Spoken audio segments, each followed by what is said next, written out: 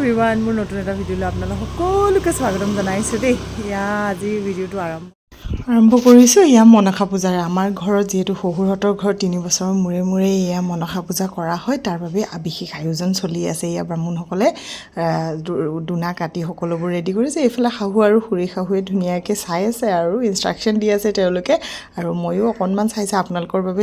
Video' clip অকণমান সাঁচি ৰাখিলোঁ। এয়া হৈছে মোৰ ল'ৰা পৰীক্ষাৰ বাবে স্কুল বন্ধ আজি। ষ্টাডি লিভ আছে, কিন্তু সি পূজাৰ কামত লাগি আছে বাৰু। এইখিনিও সহায় পাইছোঁ যথেষ্ট।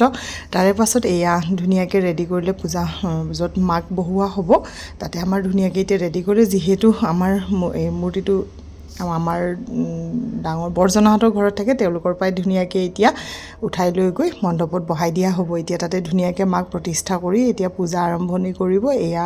দাদা আৰু মোৰ হাজবেণ্ডে ধুনীয়াকৈ লৈ আহিছে, আৰু এইফালে জাজনীয়ে শুদ্ধি কৰি লৈ আহিছে, আৰু লগতে ল'ৰা হাঁহটো সি এটাক ল'বলৈ দিছে।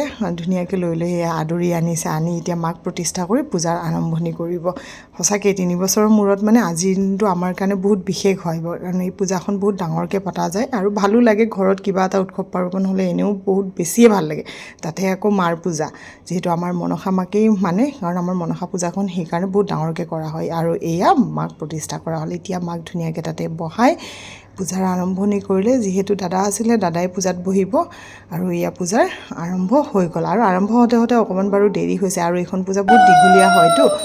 ধুনীয়াকৈ আৰম্ভ কৰিলে। পূজা আৰম্ভ হোৱাৰ পাছত তললৈ আহিলোঁ। আকৌ তলত অকণমান মানুহক দৈ চিৰা দিয়াৰ ব্যৱস্থা কৰিব লাগিব, কাৰণ পূজাত দেৰি হ'ব যিহেতু, সেইকাৰণে। আৰু এইফালে অকণমান ৰান্ধনীকো চালোঁ, কি বনাইছে, কিমান দূৰ আগবাঢ়িছে গোটেইখিনি। আৰু এইফালে গোঁসাইৰ ভোগ বনাই আছে, কাৰণ গোঁসাইৰ ভোগ স্পেচিয়েলি বনাব লাগে। মাক যিখিনি আগবঢ়াব, পায়স বহাইছে, অকণমান ভিডিঅ' বনাই ৰাখিলোঁ আৰু দেই। আৰু এইফালে লুচিৰ কাৰণে আটা মাৰিছে, বৰ ধুনীয়াকৈ বিশেষভাৱে মাৰ ভোগখিনি এনেকুৱা ধুনীয়াকৈ বনাই নহয়, দেখিবলৈই ভাল লাগে। আৰু ইমান ধুনীয়াকৈ সজাইছে নহয়, দেখুৱাই আছোঁ ৰ'ব আপোনালোকক।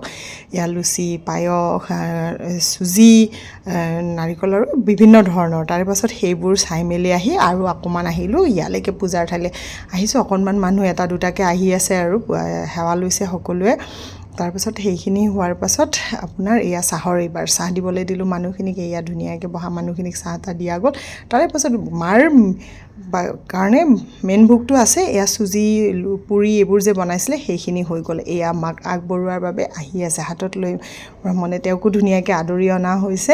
তাৰপিছত এতিয়া মাক এইখিনি আগবঢ়াই দি ধুনীয়াকৈ আপোনাৰ এটা এটাকৈ বাকী নিয়মবোৰ আগবাঢ়ি থাকিব। আৰু যিহেতু আমাৰ বলি বিধানটো নাই, ধুনীয়াকৈ ছাগলী এৰি দিব, পাৰ, হাঁহ এনেকৈ সকলোবোৰ এৰি দিয়ে। কাৰণ বলি বিধানটো আগতে আছিলে শহুৰ দেউতাৰ দিনত, কিন্তু সেইটো এতিয়া একেবাৰে নাই, সেইটো উঠালে। আৰু এইফালে আৰম্ভ হৈ গ'ল হোমৰ, আৰু আহি গ'ল মাৰ মেইন ভোগটো, যিটো ভোগেৰে আমি আমাৰ দিনটোৰ লঘোণটো ভাঙোঁ আৰু এইখিনি। তাৰে পাছত হৈ গ'ল ধুনীয়াকৈ পূজা, আৰু এইফালে আৰম্ভ হৈ গ'ল প্ৰসাদ বিতৰণ।